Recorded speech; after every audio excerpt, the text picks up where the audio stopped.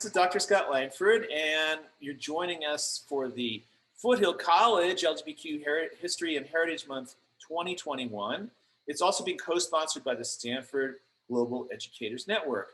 And Carlos is a trans Indigenous feminist activist. Their pronouns are she, her, they, them. Much of their fieldwork and research is centered around sex, gender, sexuality, ethnic studies. However, literary students aren't far from their scope either. They also research lost, queer, and trans representations within literature. They've written for the ANA, a quarterly arts magazine, and have presented their research at different symposiums. That's right. She is currently pursuing her BA in Comparative and World Literature and American Indian Studies with a minor in Queer Ethnic Studies. All right. So, Carlos, by prearrangement, I thought we would start with you, especially because you're the person that I just met. I was so impressed with your poetry that I invited you to this event along with Edward. And that's a sincere compliment. I really was quite blown away with what you were doing, especially because you're still an undergrad, as I'm understanding it, right? So for the other undergrads in the Zoom room or in the asynchronous recording, can you tell us a little bit about your journey as a student, as a trans feminist, and as now an emerging poet? Yes, thank you so much for that lovely introduction. And it's so nice to be here with Edward once again. Wow, a space devoted to queer poetry. It's a rare find, especially for me. But being an undergraduate, specifically, I didn't really know what I wanted as expected. I came in thinking that, oh, I'm going to pursue nursing. I'm going to do something in STEM and biology, especially being first generation. I want to push my family forward, but that was completely derailed. And I think now, it took some effort to get to where I am. I'm currently a senior at San Francisco State University, and my work is finally being gutted and spewed across different mediums and across different campuses. For instance, last semester I presented at UC Davis's American Indian Studies symposium, research symposium. And yeah, so I'm finally getting my research out there, and all that work that I spent within my first 2 years of my undergrad, just tucked away in a library, just to finally come to understand myself, but also my technique and my identity in relation to my community, but also myself, because I think 2 years ago, I finally discovered that I was trans, and it was revolutionary because it took a while to finally click. It's not just a femme identity. I think it's something more profound. But yes, and in addition to that, I would like to give a land acknowledgement to the land that I currently occupy. I should have done this at the beginning, but I did not. I'm currently located, and I'm currently an occupant on Tachi Yolkut land, and they are part of the Yolkut Nation, which spans San Joaquin and Central Valley. And I really want to thank them and their ancestors for resisting against colonial movements. And like, how can I say this, being not alive, because that's so like a weird thing to say, because there are many Indigenous peoples alive, but in the sense that they represent a resistance, a pure resistance against brutality, how can I say this, raw power against humanity. But yes, a push for resistance, and I really have to thank them for preserving and resisting against colonial occupation into like what we might never know would be. But yes, I would like to thank them. And for myself, I am Wisharia. I just finished my junior year last spring semester, and this fall I'm going to begin my senior year, and I hope to graduate by spring 2022. Fingers crossed. All right, may this happen. And you survived, even got through your junior year in the middle of a pandemic, which is unbelievable, right? So congratulations on that. Okay, so now that I've interrupted the flow of your thoughts, tell us a little bit more about this journey. When did you begin writing poetry? I'm actually quite interested. Was that something that happened at San Francisco State? Was it something that was was it something that was synchronous with your discovering your identity as a trans person, or embracing your Indigenous heritage, or where was that coming from in terms of where, or did you start writing poetry when you were 3 with crayon? I don't know. I can't really remember much of my childhood trauma, but it's what I can remember of it's early on within my high school education. That's when I really began to envelop myself in the English language.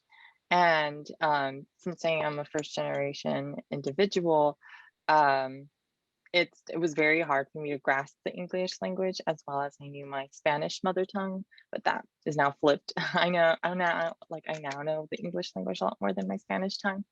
But I began writing poetry within high school, but I thought it wasn't anything of importance. I didn't think that it had its merit. I didn't think it had any value to it up until I entered college and I started to understand the idea of how a voice in itself comes into being and how voices in themselves are appreciated for their uniqueness.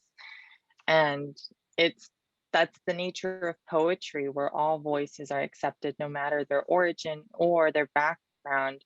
What's important is how relational it is or relative it is to how an individual feels, and that rawness, or if it captivates that rawness to like human nature, and its expansiveness, what it could, or like however it could be determined. But I think within my second year, that's when I began to really work at my poetry, understand it a little bit more, because in understanding it, I understood myself and how I spoke, and how I thought and how I made my connections. So that really began. And then within my third year, that's when I began to push.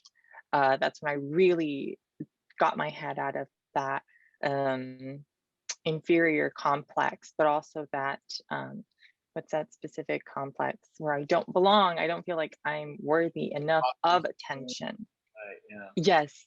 hmm So that, and finally unbreaking those like types of colonial forms of thinking where I'm persistently putting myself down, but also coming to terms with like who I am as a mestiza individual, which in itself is a political nature.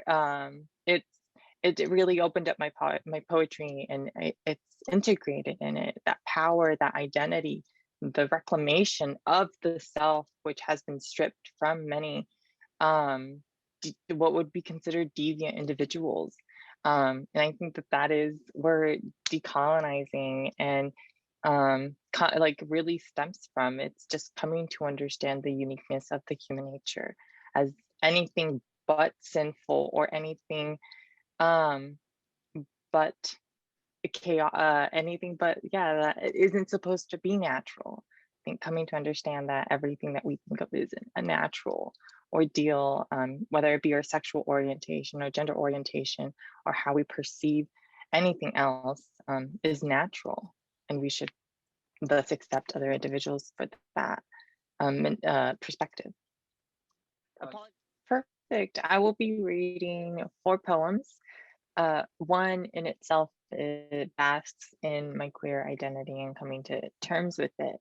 And it would be this poem that I'm going to share right here. I hope Yeah, that's working everybody can fine. see it. Fine, Carlos. Yes, a fight for integral sovereignty, a trans and queer struggle. And in respect to Pride Month, which is important for us to have this advocacy and form, this platform for ourselves. I really want to thank Black trans women for their work and their labor in pushing forward in the LGBTQ and queer movement. And also, in addition to, let me mute myself. Oh, gross. My raspy voice is getting in the way. But also individuals that fall out of that spectrum, for instance, two-spirit individuals that fall out of, or Indigenous individuals whose queer identity is, how can I say this, out of the comprehensible limits of colonial understandings of sex, gender, and sexuality. Something more profound, which should be investigated and looked at. But for that, I have this poem, and it's separated into its 5 parts, and it begins with El comienzo, the beginning. Who are you? Silence. What are you?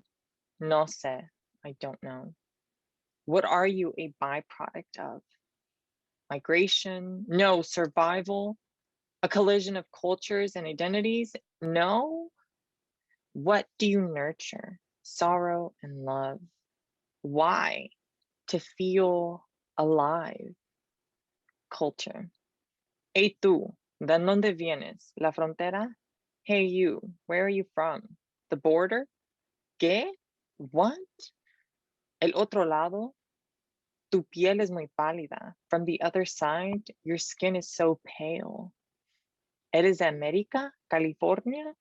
Are you from America? Which would be the United States. California? El rancho? The ranch? Las estrellas? Perdón? The stars? Sorry? No te puedo escuchar. I can't hear you. Hay mucho ruido. There's a lot of noise. Ay, pues, qué bien, ¿no? Well, that's great, isn't it? Te miras como una marica. ¿Cuánto te pagan? You look like a faggot. How much do they pay you? ¿Te gusta que te lo den recio o tú das? Do you like it when they give it to you hard, or do you give? Pues, ¿quieres una buena paliza o una buena cogida? Would you like a good beating or a good fuck? Gestures.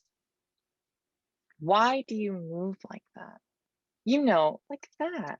You walk weird. You also talk weird. Are you gay? Are you wearing eyeliner? Ha! You talk like a girl. Don't touch me, he, she. You act like a girl. You aren't a girl. Identity. Y tú and you, ¿quién eres? Who are you? ¿Quién te daña? Who hurts you? ¿Quién te alimenta tu espíritu? Who conditions your spirit? Levántate. Get up. ¿Por qué lloras? Why do you cry? Never forget quién eres. Never forget who you are. Tú eres tú misma y nada más. You are yourself and no one else. While you are a cultural and social byproduct of what is around and in you and what can influence you, never forget who you are. You are never more or less than what you want to be. El destino nos ha bendizado para fomentar. The destiny has blessed us with the ability to ferment within an intangible uniqueness that makes us how we feel and think unlike anyone. Yet we are able to relate and grow with others. That you are a blessing no matter the imposed identity. You are you until you die. The only authenticity that you should extract from is your limitless nature. Nunca te olvides eso. Never forget that. Ahora, levántate, amor. Es tiempo para empezar de nuevo. Never forget that. Now, get up, my love. It's time to begin once more. Implosion.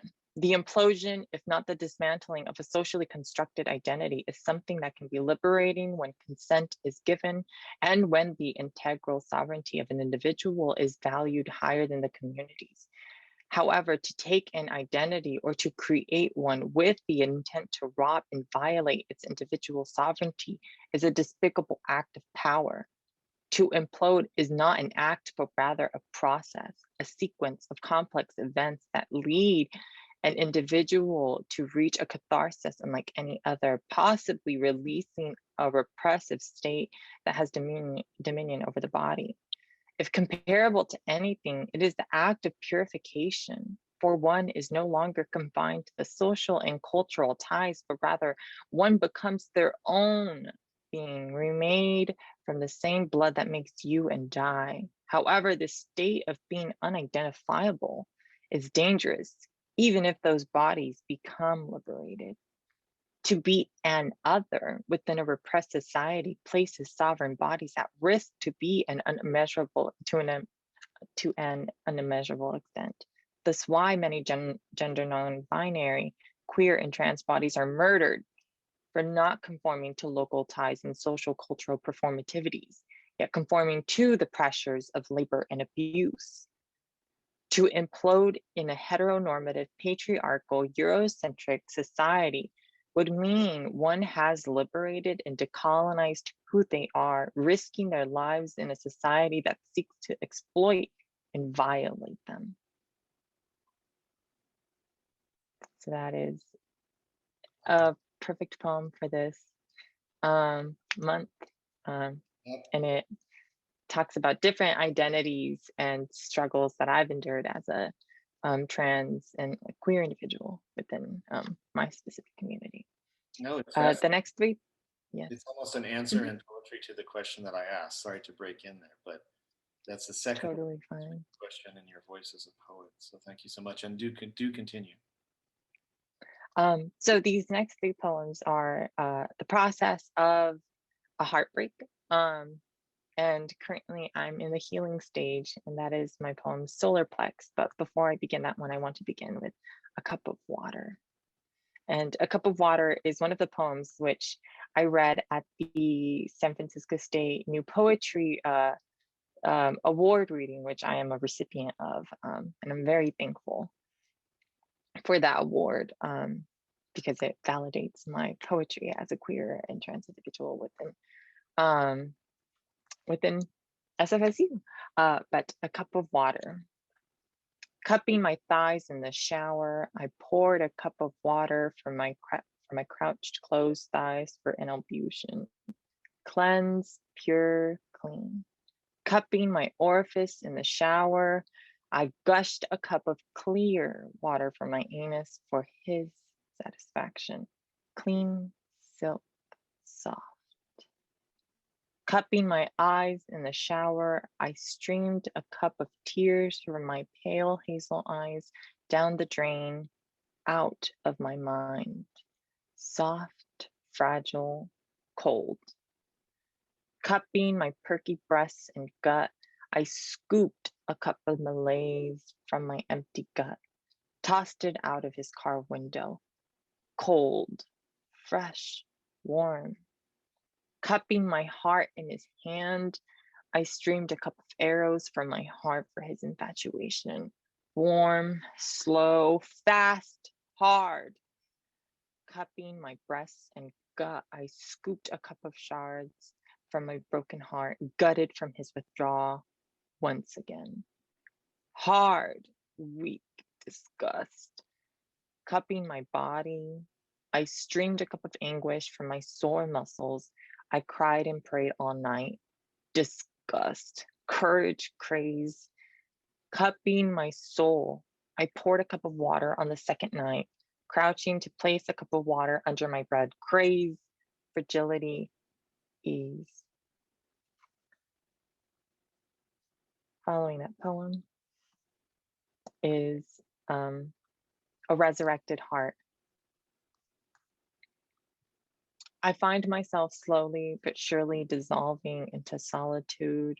The plucks and pricks of Orpheus's strings harmonize, converging unanimously to evoke a sense of catharsis unlike any other.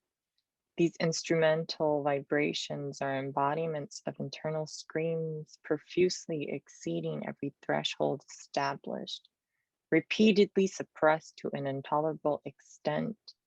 They shatter the boundaries and borders made to protect. Tears that trickle liberate my silent screams until a silence overwhelms the composer, releasing a banshee shriek. I lament and weep, gush my eyes and heart out, hemorrhaging thick ribbons of blood from my tear ducts. I have fallen deep into an abyss. It opens for me when Orpheus's strings harmonize. My heart and body ache as this abyss tries to mend my heart, wailing, weeping, screaming to drown out my solitude. When Orpheus plucks the chords, his frequency undoes my heart. I plunge deep to nurture my cactus heart, to allow its woes to be heard, to despine. But consciousness returns with its lantern. Quickly, as if frightened of its screams, consciousness basks my heart in light to subdue me as I dissolve into solitude. And through that heartbreak, there's always your lowest point. You go up. There's no from a bottom, there's always a top. And with that, I have solar plex, which I created in respect to a new person I'm talking to. Solar plex, beaming bright yellow starlight, warmth in my gut. I saw you in my dreams, spinning wheels of energy, weaving a divine happiness, placing me into sunny dispossession. Kisses of the sun that flutter outward, inward, plunging deep into the tip of my abdominal cavity, extract at my ganglia, ignite the butterflies in my stomach with a caress. I ooze and melt at your fingertips, cognate to the plucking of your scaling high and low chords. Sweet juice seeps like an overripe peach, dripping lustrous gems of fire onto flesh. And those are my 3 poems, 2 of which I won an award for, which is the New Voice Award at San Francisco State University's Poetry Center. But Solarplex was a current creation, and it's a high. It is finally being able to compose yourself after a heartbreak and rejection. Yeah. Yeah, wow. That is my poetry. Why water? Because for me, it is one of the places that your work resonates, one of the many, but it really resonates powerfully. And I feel almost shocked both times by the centrality of water in your writing. So is that something you thought about or can explain in any way to the lit prof over here?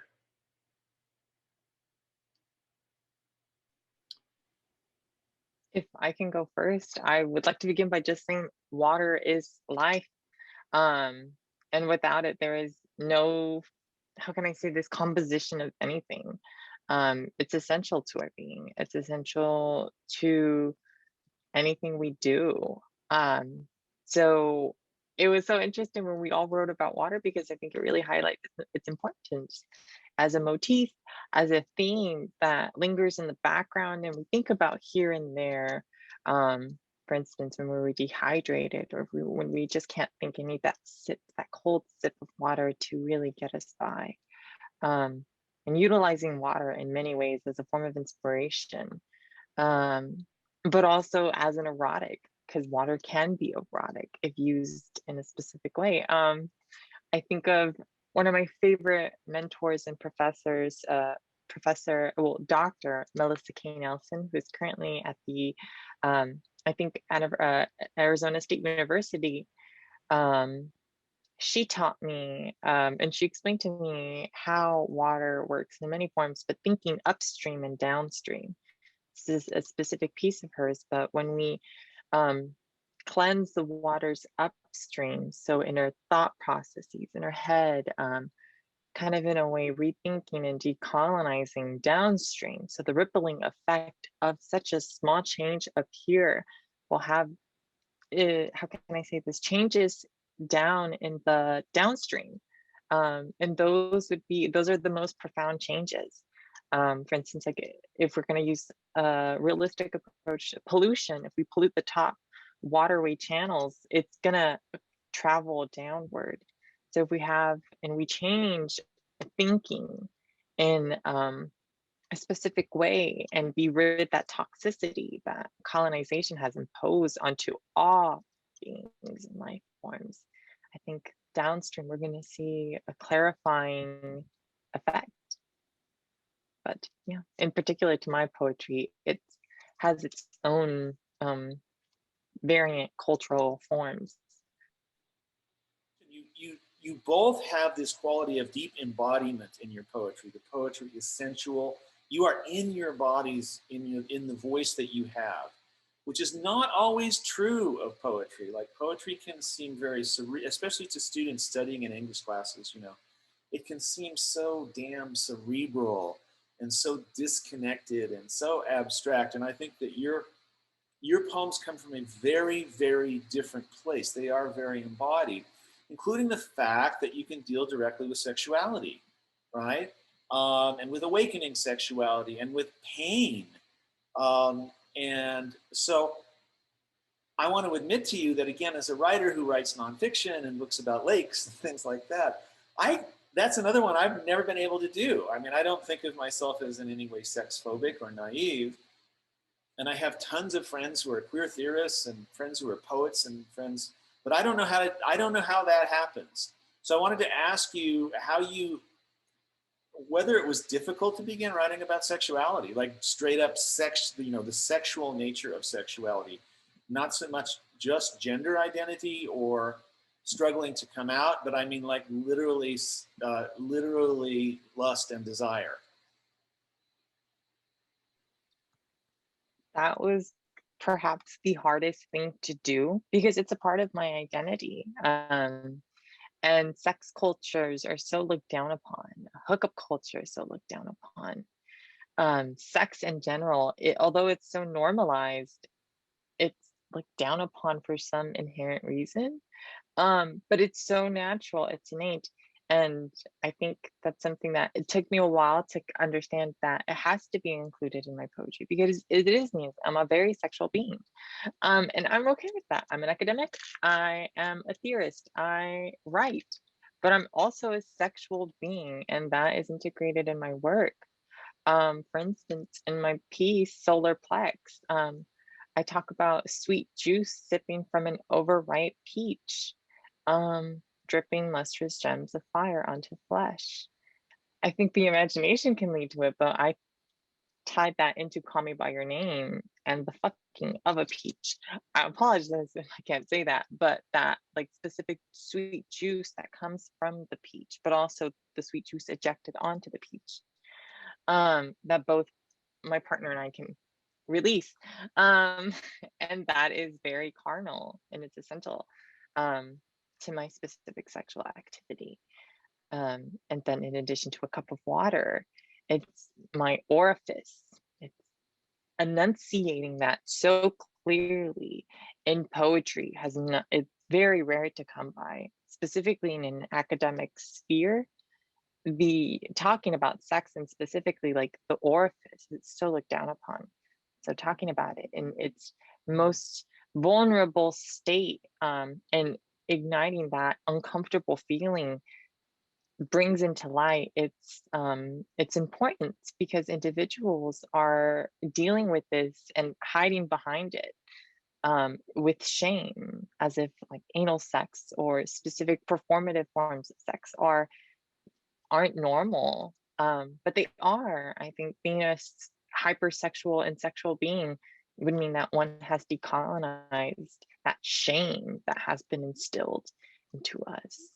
Um, so yeah, that's what I think of, like integrating that uncomfortableness, which needs to be uncomfortable because then sex can be more enjoyable, or any form of sexual act. Like for instance, I mentioned about water being used in a sexual manner, and that stems from ecoerotics, which my professor, my mentor, Dr. Melissa K. Nelson, introduced to me, and is in within her piece Critically Sovereign, by Joan Barker, who is currently the department chair of American Indian Studies at San Francisco State University. Huge influences, but thinking of water as an ecoerotic, to stimulate the body and to work with the body in a different way that is just more than just an essential need for survival, more like and think of it more of an essential need for sexual gratification if an individual is open to it and is receptive to it. For instance, she talks about cold mud on the feet stimulating, or ice cold water tapping on your body and stimulating it. That stimulation, that carnal stimulation, it's very hard to come by, but it's something that even I've noticed, but I never really understood could be used as an erotic. And ever since then, I started using water as an erotic, but within poetry, that's how I utilize it.